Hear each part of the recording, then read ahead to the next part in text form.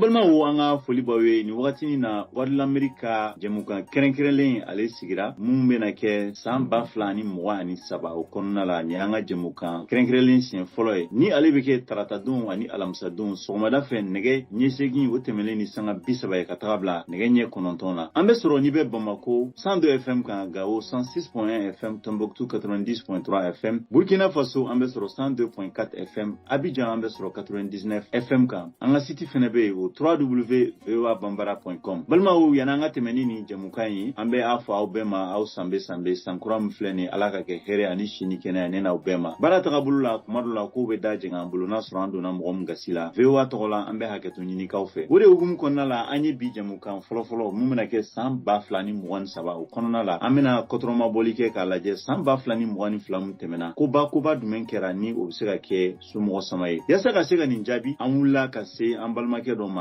ale fɛnɛ dɔnnikɛla ye jateminɛnikɛla don a bɛna tɔgɔ fɔ an ɲɛna sisan an ka sɔrɔ ka nin baro in sigi mais yan'o cɛ n b'a fɔ ɲɛna aw tulo bɛ Modibo Danbele la kabi Washington DC walasa an balimaw an bɛ ɲansan lamɛn an bɛ sɔrɔ ka tɛmɛ ni fɔlɔ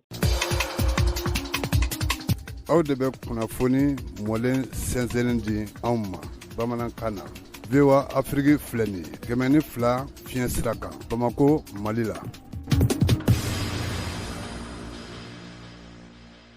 balimakɛ i bɛ se k'i yɛrɛ ko fɔ an lamɛnnikɛlaw ye n ka foli bɛ VOA lamɛnbaga bɛɛ lajɛlen ne ye Sori Ibrahima Jabakate ye analyse ye sigilen bɛnnen bɛ Mali ma mais kɛrɛnkɛrɛnnen la n bɛ marabolo fɔlɔ de kɔnɔ n'o ye Kayi région ye donc Jɛma cercle la o diyara n ye kosɛbɛ n balimakɛ fɛla la komi an ka bi babu bɛɛ san 2022 mun tɛmɛna koba minnu kɛra a kɔnɔ an bɛna hakili jigi ko la kalan ni faamuyali minnu fɛnɛ bɛ se ka sɔrɔ a la n'an ye lakana ta k'a lajɛ ani jamana yɛrɛ ka makarani kan n'u ka ma défense ko jumɛn kɛra ni mɔgɔ bɛ se ka kɛ somɔgɔ la sama ye ayiwa hakilina jigi la an bɛ se ka min fɔ o ko la san min n'a bantɔla filɛ nin ye san in kɔnɔna la Mali golomasigi tabaw Mali armée ni armée nationale ye donc autorité minnu bɛ yen nɔ u ye minɛn san caman kɛ minɛn caman san ka di an ka kɛlɛcɛw ma formation caman fana kɛra donc o kɔni kɛra koba ye o kɛra ɲagari ko ye an ka jamana kɔnɔ o jara maliyɛnden caman ye parce que minɛnko an bɛ se k'a fɔ régime tɛmɛnen tun ye dɔ k'a la mais transition fana hali bi a tɔ tun bɛ kɔfɛ donc o mana tɛmɛ ka bɔ yen koba dɔw fana kɛra bon mɔgɔ t'a fɔ k'olu ye ɲagari ko ye mais an b'a dɔn ko attaque dɔw kɛra an ka jamana fan dɔw fɛ seleke dɔw la i n'a fɔ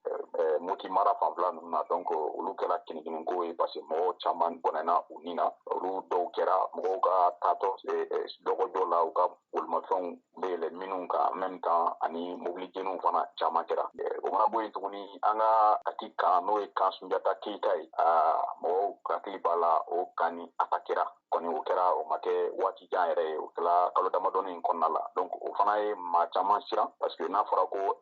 kan min bɛ yen n'o ye kan belebeleba yɛrɛ ye ni o yɛrɛ transition yɛrɛ dayɔrɔ ye donc jatigɛ walekɛbaw taara babali kɛ o yɔrɔ la o tun ye maa caman siran kosɛbɛ donc o fana mana bɔ yen tuguni an bɛ se k'a fɔ yɛrɛ nin bɛɛ kɛra cadre min kɔnɔna la an ka bolodiɲɔgɔnma min n'an y'a kɛ ni Russie jamana ye o de y'an permettre an ka se ka minɛn caman sɔrɔ en même temps ka se ka kalan fana sɔrɔ kalan min bɛ se ka an ka armée nafa pour que a bɛ se ka terrorisme n'a bɛ k'o kɛlɛ donc a ka se ka san sɔrɔ terroriste kan donc an bɛ se k'a fɔ bakurunba la lakana an bɛ se k'a fɔ k'a nana an ka jamana fan dɔw fɛ mais hali bi mɔgɔw bɛ ka bɔnɛ u ni na fan dɔw fɛ mɔgɔw ka balow bɛ ka jigin mais pour le moment an bɛ se k'a fɔ kɔni ko alhamdulilayi halisa n'a sɔrɔ ni cɛsiri tɔ bɛ kɔfɛ parce que hali bi an ma se k'an ka dugukolo kɛ an ta ye fɔlɔ ni ala sɔnna an bɛna kuma o fɛnɛ kan mais an b'a ye hali bi lakana fanfɛla la an y'a ye ni tile filanin na u ka marifatigi jɛkulu n'o ye sema ani tɔ minnu bɛ yen u y'a yira k'a fɔ ko mun ye bɛnkan sɛbɛn ye ko u bɛna ɲɔngiri fɔlɔ yen yɔrɔ la i bɛ se ka mun de fɔ an ɲɛna ye ani bi Kidali ko fɛnɛ na an b'a ye hali bi Mali ma se ka mara sɔnni sigi Kidali kan hali bi kosɛbɛ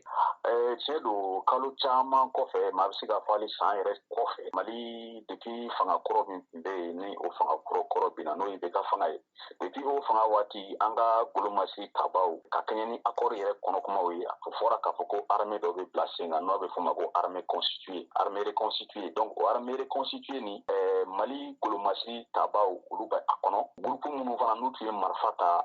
jamana kama a dagalen bɛ Kidali mais maa bɛ se k'a fɔ ko a bɛ yen nɔ a bɛ komi ni a sigilen bɛ yen mais seba tɛ a ye parce que hali bi lakana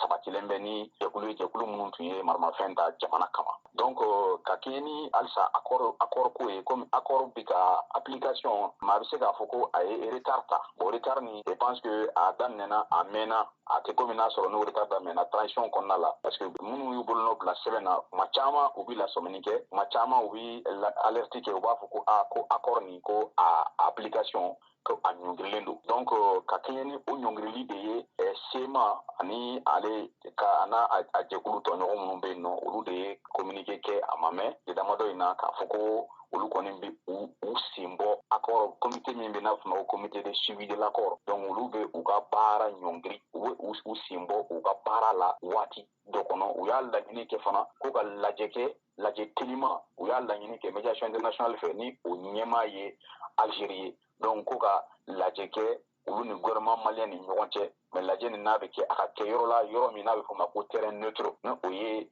yɔrɔ ye n'a fɔ o tɛna kɛ Mali ye mais an kɔni b'a faamuya ko u ka hakilina la u bɛ fɛ lajɛ in ka kɛ Algérie de donc o bɛ se ka mɔgɔ lasiran parce que Kidal hali bi Kidal tɛna kɛ an ta ye an dun hakili b'a la Niger président kɔrɔ Mamadou Issoufou ye o dun delila k'a fɔ ko attaque caman bɛ kɛ Mali dugukolo kan ani Niger yɛrɛ fana na ko a bɛɛ bɛ labɛn Kidal de donc n'a fɔra hali bi ko anw ma se ka Kidal k'an ta ye maa bɛ se k'a fɔ ko hali bi ko halisa effort ba kan ka kɛ tuguni pour ka se ka Kidal kɛ Mali ta ye a ka segin an ta la ka an ka territoire yɛrɛ contrôler bi an bɛ to lakana kɔnɔna la an b'a ye k'a fɔ i yɛrɛ ka kuma la yɔrɔ caman bɛ olu ma lakana hali bi dakuruɲɛ telimana yan an kana babu kɛ an kana kuma sɔrɔ fɛnɛ kan farabugu ani Mali yɔrɔ caman bɛ yen n'an taara nara yanfan ninnu na n'an nana Mali jamana camancɛ yanfan na n'an nana Segu kɔnɔnaw la an b'a ye k'a fɔ n'an ye misali ta farabugu kan hali bi dugu bɛ sansara kɔnɔna la Sarasolakaw fɛnɛ bɛ yen i hakili ye mun de ye o fɛnɛ na ayiwa situation min n'o bɛ centre la kɛrɛnkɛrɛnnenya la min ye farabugu situation ye maa bɛ se k'a fɔ ko a ko in a mɛnna sen na mais a bɛ faamuya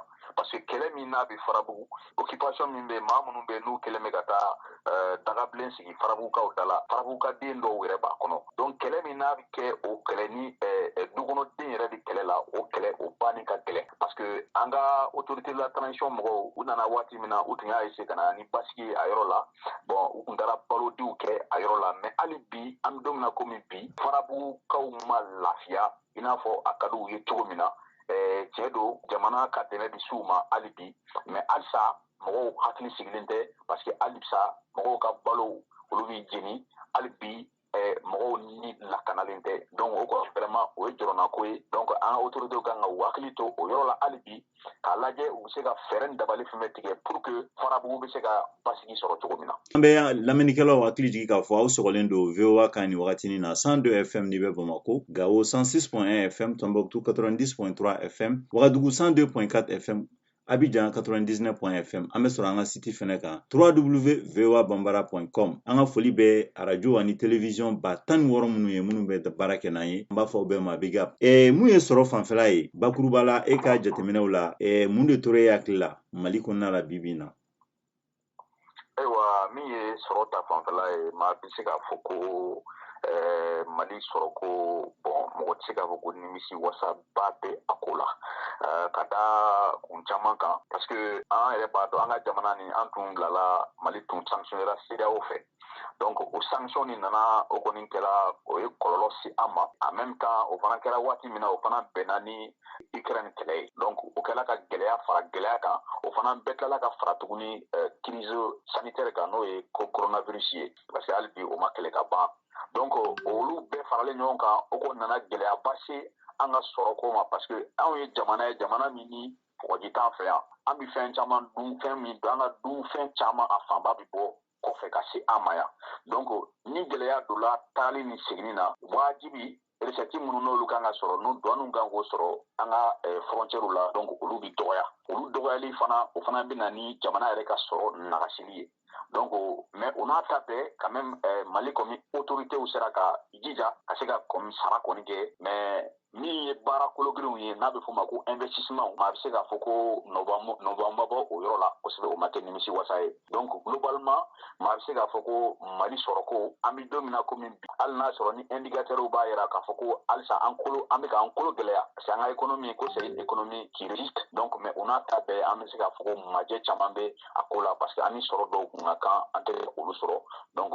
sanction fana kɔlɔlɔ bɛ an kan hali bi. Hali bi an bɛ to sɔrɔ kɔnɔna la mun ye yuruguyurugu ani dunkojuguya ani ŋanamu kɛlɛli ko ye e ka san 2022 kɔnɔna la n'an y'an kɔtɔrɔmabɔ k'a lajɛ jamana ɲɛmɔgɔ ye minnu kɛ ani e yɛrɛ ka kɔlɔsili la i nimisi wasara wa walima i ye kɔlɔsili jumɛn kɛ a la.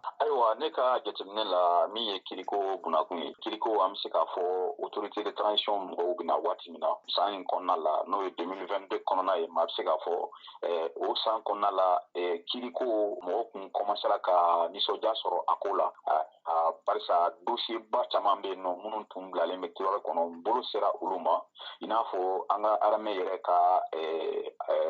minɛnsan dossier mun bɛ yen n'o bɛ ka kɛɲɛ ni loi d'orientation et de programmation militaire donc o wari nafolo minnu n'olu tununa ni tacogo ma ye olu la ani cakɛ wɛrɛw fana bɛ yen tuguni ni wariw tununa la détournement caman kɛra o yɔrɔw la maa bɛ se k'a fɔ dossier kun taara a tun ye mɔgɔw nisɔndiya mais an ye dossier dɔw ye u taara ten dɔrɔn a kɛra comme effet d'annonce o ye k'a ta dɔrɔn ka kuma fɔ mɔgɔw ni ɲagari la mais a ma y'a ye avancement kɛ a dossier dɔw la n bɛ dossier kelen yɛrɛ ta kɛrɛnkɛrɛnnenya la ni o ye victime mɔgɔ minnu n'u bɔnɛna u ni na ani maa minnu banana ni mɔgɔ minnu joginna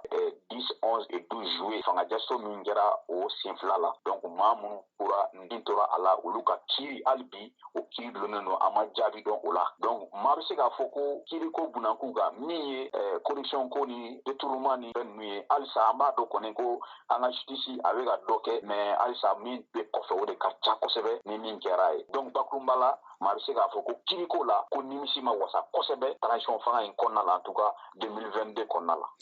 balimaw hali bi aw tulo bɛ Modibo Danbɛlɛla ani an balimakɛ Sori Ibrahima Jagabagate ni ale ye politiki fɛsɛfɛsɛlikɛla ye mun sigiyɔrɔ bɛnnen don Mali marayɔrɔ fɔlɔ la. An ka foli bɛ jɔn ye nin wagati na an ka foli bɛ Ibu Si ye ale fana ye web activiste ye an b'a fɔ kosɛbɛ kosɛbɛ. Walasa balimaw an bɛ tɛmɛ ni jamukan ye an bɛ na nin wagati na n'i y'a mɛn k'a fɔ ko jamana o jamana kalan de bɛ kɛ jamana kɔnɔna la. Mun ye jamana ka kalanko fanfɛla ye ni nansarakan na ko éducation yen san 2022 tile 365 mun tɛmɛna. Ibrahim e ka jateminɛ la i ye mun kɔlɔsi? Ayiwa ne ka jateminɛ la ni san in kɔnɔna la maa bɛ se k'a fɔ ko nimisi wasa dɔ kɛra kalanko sira kan ka d'a kan concours minnu bɛ ani examen minnu bɛ organiser anw ka jamana kɔnɔ d'abord maa bɛ se k'a fɔ fɔlɔ ko san yɛrɛ fɔlɔ kalan kɛra basigi kɔnɔ gɛrɛbuba ma ye ɲinan san kɔnɔ ka da ko caman kan parce que syndicat minnu tun wulilen bɛ gɛrɛbu la u nana jateminɛ kɛ k'a fɔ ko komi an ka jamana sanctionnera CEDEAO fɛ donc olu y'u ka laɲiniw ɲɔngiri o laɲini ninnu ɲɔngirili nana ni kalan kɛli ye programme kɔni maa bɛ se k'a fɔ caman kɛra la wa dɔw yɛrɛ bɛ se k'a fɔ yɛrɛ ko programme kalanna a kɛra ka se a dan na donc o bɛna kun cɛ ni juma ye n'o ye examen ni concours ye olu kɔni kɛra yɛlɛnya kɔnɔ maa bɛ se k'a fɔ a kɛra basigi kɔnɔ an delilen bɛ min na kɔrɔlen n'o ye sujet ninnu ka fuite ye maa bɛ se k'a fɔ o ma y'a la zen kosɛbɛ donc a irrégularité dɔgɔyara kosɛbɛ donc maa bɛ se k'a fɔ ko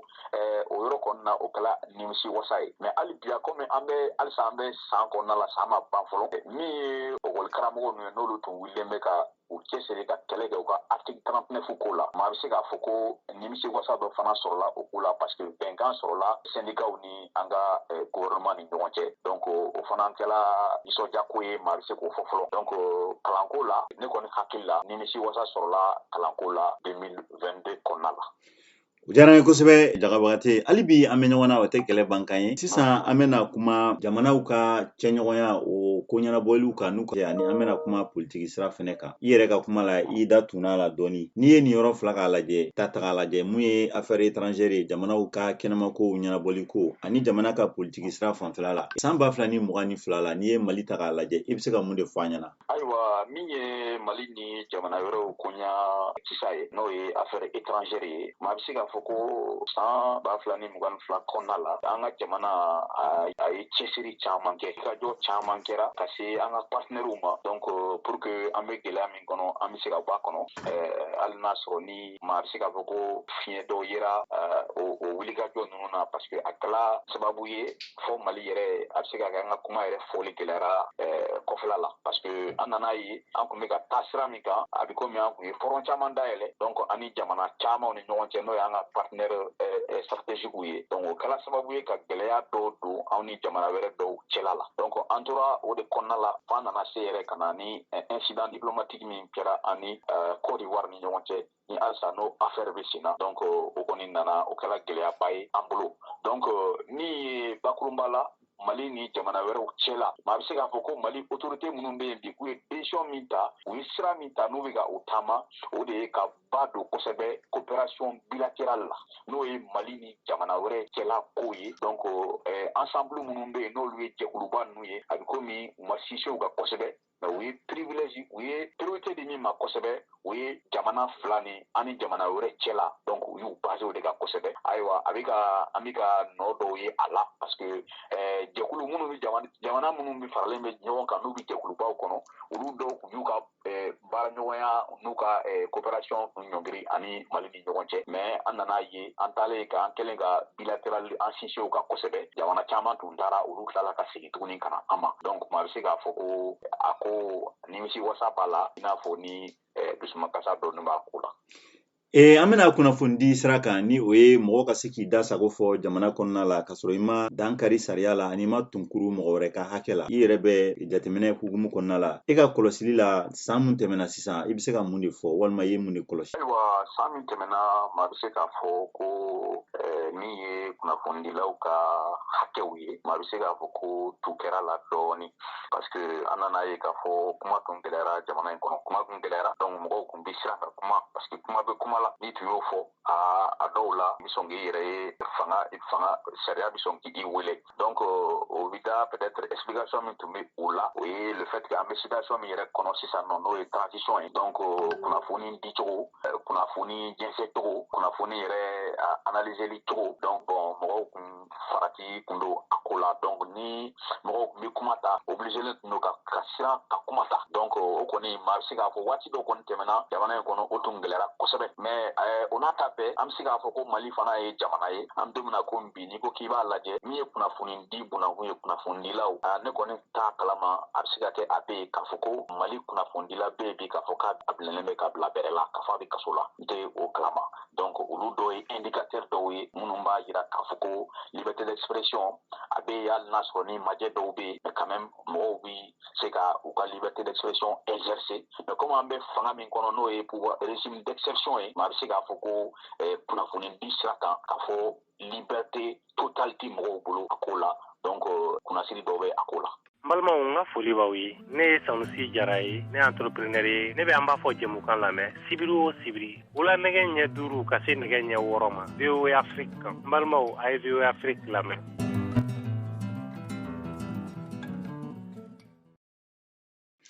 An bɛ segin ka na nin waati na faso jama ka hakɛ kɔnɔna la n'o an k'a ma ko plan social an b'a ye o kɔnɔna la ani musow fana ka hakɛ ani denmisɛnninw ka hakɛ ani minnu fana bolila kɛlɛ ɲɛ ka na an b'a dɔn n'an ye falajɛ yɔrɔ in ta o yɔrɔ la e ye kɔlɔsili jumɛn kɛ ani tiɲɛ don ɲɛmɔgɔw bɛ yen mais jamanadenw yɛrɛ fana ka tabiya la pour que jamana bɛ se ka taga ɲɛ est ce que jamanadenw fana bɛ kan ka waleya kɛ bi wa mun fana bɛ jamana ɲɛmɔgɔw dɛmɛ jamana ka se ka bɔ nin gɛlɛya ninnu kɔnɔna la ne yɛrɛ y'a ye Mali kɔnɔna la i b'a sɔrɔ sisan ni samiya sera i b'a ye mɔgɔw b'a fɔ ko telimani jamanaden bɛna a bɛ wuluwuluji ta sisan u b'a bɔn kɛnɛmana la bon yɔrɔ o tɛ jamana ɲɛmɔgɔw fana nɔ ye dɛ yen yɔrɔ ninnu fana na i bɛ mun de fɔ an ye i ye kɔlɔsili jumɛn kɛ yen? Ayiwa an bɛ se ka min fɔ la min y'an balima minnu n'olu ni kɛlɛ y'u wuli ka bɔ u sigiyɔrɔ la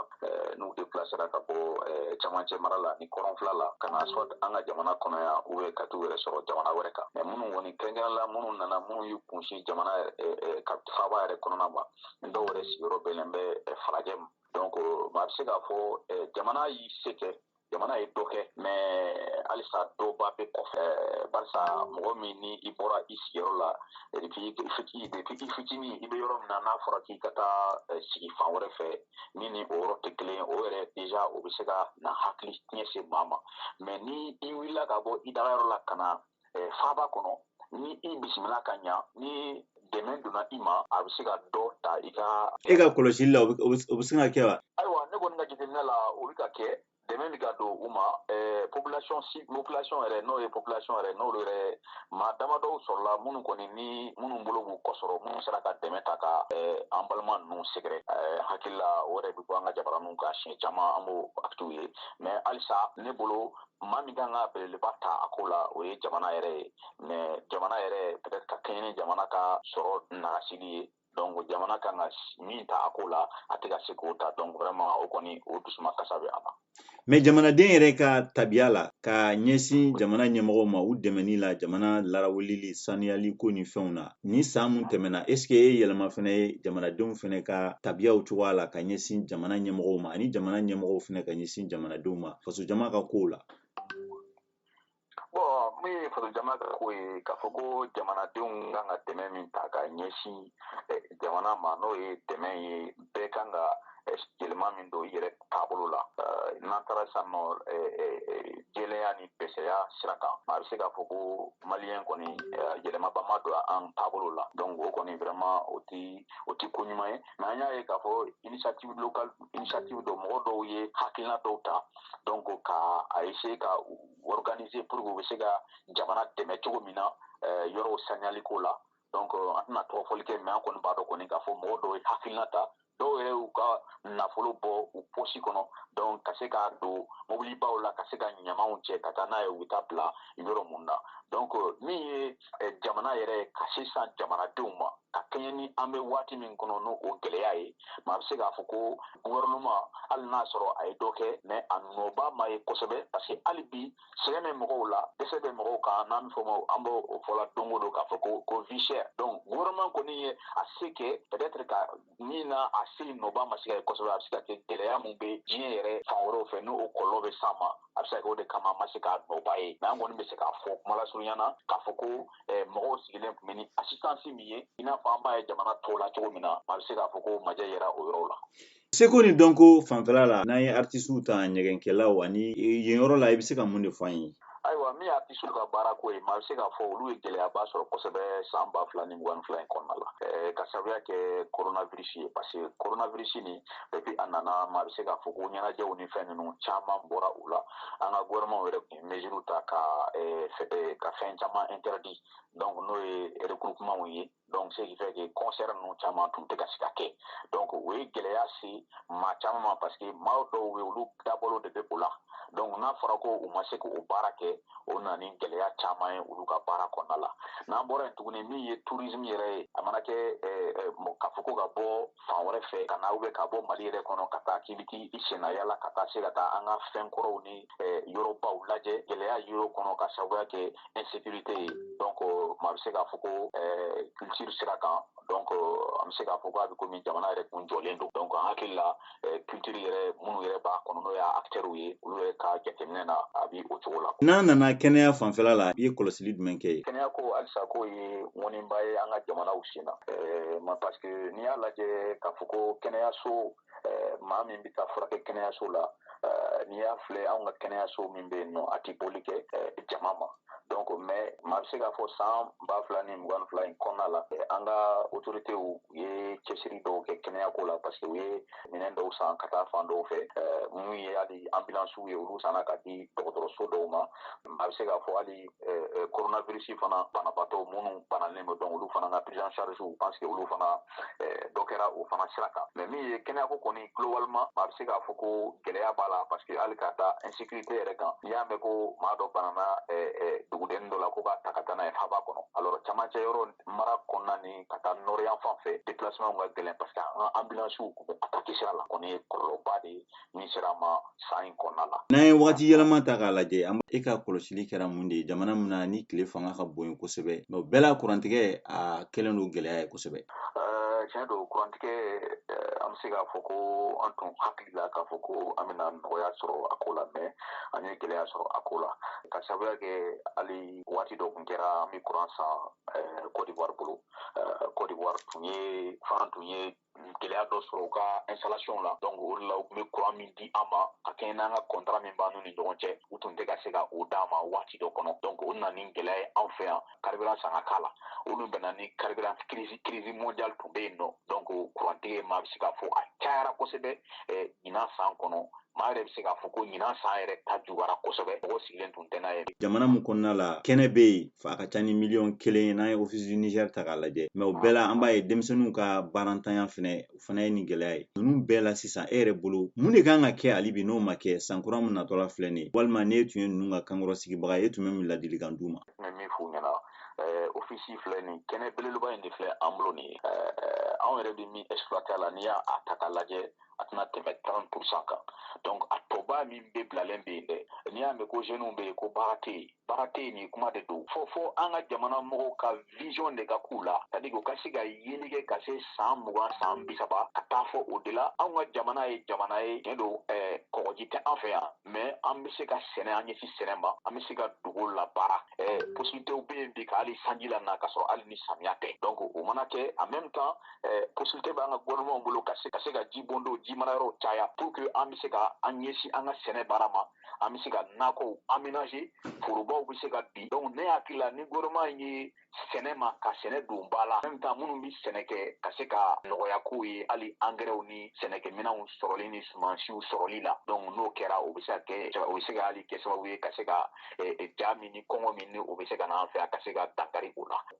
ni gouvernement ye i ɲɛsin nin ma kosɛbɛ nin secteur ma denmisɛnnin caman bɛ yen bi minnu tɛ baara la n'a ka d'u ye hali bi n'i ye moyen d'u ma k'u bila condition na bɛ se ka kɛ sababu ye ka dɔ fara an ka sɔrɔ kan sɛnɛ ta sira fɛ. Jamana min ye fanta jamana ye jamana mun na ni kɔgɔji tɛ yen est ce que o jamana bɛ se ka bɔ nɔgɔ la k'a fɔ ko minɛn bɛɛ de bɛ san kɛnɛmana la an dun b'a ye n'an y'an kɔtɔrɔma bɔ ka Chine jamana lajɛ i tɛna dɔrɔn ka na Jakarta feere mɔgɔw ma ka taa ou bien mɔgɔw ka taa Jakarta san dɔrɔn ka na mais Jakarta yɛrɛ bɛ dilan cogoya min na i bɛ a kalan o la wagati ma se wa Mali ni a kɛra Jakarta ye sa a kɛra bazɛn ye sa a kɛra te ye sa mɔgɔ fɛnɛ ka na maliyɛnw yɛrɛ kalan nin ko ninnu yɛrɛ bɛ dilan cogoya min na san 2 san 3 n'a kɛra jɛn bɛ kɛ salen kɔ o san 3 san 4 kɔfɛ dɔnnibaga minnu fɛnɛ bɛ olu fɛnɛ bɛ tila ka kalan maliyɛnw ye usines bɛ dayɛlɛ kɔfɛ Mali yɛrɛ bɛ se k'a dilan a yɛrɛ ye a fɔ o wagati ma se ten e ka jate la a waati sera hakili la an ka jamana ninnu ni kɔgɔji tɛ an fɛ yan fɛn min bɛ se k'an bɔ ne bɛ se k'a fɔ fɛn belebele 2 o ye an yɛrɛ bɛ fɛn minnu sɛnɛ an fɛ yan nɔ an ka se ka olu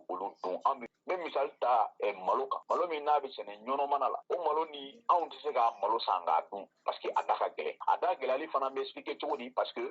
minnu bɛ a malo sɛnɛ u tɛ engrais sɔrɔ nɔgɔya la u bɛ jisɔngɔ bɔ donc u bɛ coût de production bɛ élevé kojugu donc n'o dun bonyana kojugu n'i ko k'i bɛ taa feere sugu la diyagoya a prix bɛ élevé donc anw tɛ se k'o san mais anw bɛ malo min bɔ kɔfɛ ka na i b'a sɔrɔ an b'o sɔrɔ da nɔgɔ na k'o dun donc waati sera an bɛ fɛn min sɛnɛ an fɛ yan an yɛrɛ ka se ka o dun kelen filanan ye jumɛn ye ko i ka mɔgɔ dɛmɛ u b'a fɔ i ka mɔgɔ dɛmɛ i k'a dɛmɛ jɛgɛ minɛ la o ka fisa i k'a dege jɛgɛ dun na hali an ka kɛ fini dontaw yɛrɛ ye an b'olu san kɔfɛ finiw u bɛ bɔ kɔfɛ de ka se anw ma yan alors que possibilité bɛ anw yɛrɛ bolo anw ka coton ka se ka an ka coton transformer sur place mais hakilina dɔw taara o ko la an ka jamana ɲɛmaaw fɛ ka se ka usine dɔw dayɛlɛ jamana in kɔnɔ n'a bɛ fɔ ma ko usine de filature donc ka se ka fini bɔ an fɛ an ka coton ka se ka a bayɛlɛma a ka se ka nafa se anw yɛrɛ ma mais o dɔrɔn tɛna ɲa fo an b'a fɔ ma ko transfert de technologie fo mɔgɔ fana ka bɔ kɔfɛ min bɛ se ka na ka se ka na anw ka mɔgɔw former i y'a fɔ cogo min na san 2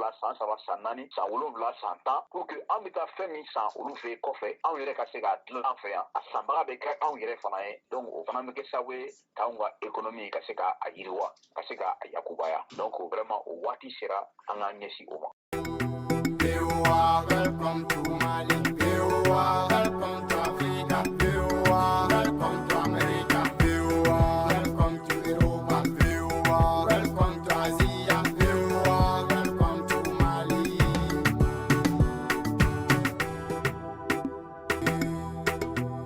Modibo Dambele, anga foli biye, bagasi kura, anga foli bawe. Kajatu Traoré, Mariamou Traoré, Takumar Tera, Mamadi Touré. Welcome to Mali, welcome to Africa, welcome to America, welcome to Europe, welcome to Asia, welcome to Mali.